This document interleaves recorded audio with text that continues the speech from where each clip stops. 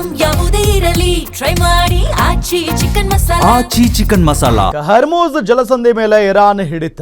ಹಡಗುಗಳಿಗೆ toll ವಿಧಿಸಲು ಮುಂದಾಗಿದೆ ಈಗ ಇರಾನ್. ಹಡಗುಗಳು ಹರ್ಮೂಜ್ ದಾಟೋದಕ್ಕೆ ಟೋಲ್ ಕಟ್ಟಬೇಕು. ಹರ್ಮೂಜ್ ಜಲಸಂಧಿ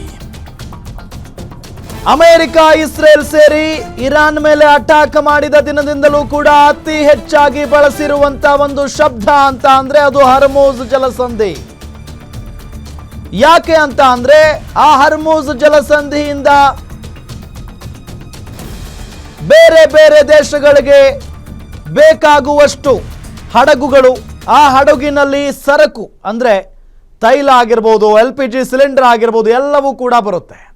ಹರ್ಮೂಜ್ ಜಲಸಂಧಿ ಬಂದ್ ಮಾಡಿಬಿಟ್ರೆ ಈಗ ಭಾರತದಲ್ಲಿ ಆಗಿದೆಯಲ್ಲ ಅಭಾವ, LPG ಸಿಗ್ತಾ ಇಲ್ಲ, ಪೆಟ್ರೋಲ್ ಡೀಸೆಲ್ ರೇಟ್ ಜಾಸ್ತಿ ಆಗಿದೆ, ಆ ಪರಿಸ್ಥಿತಿ.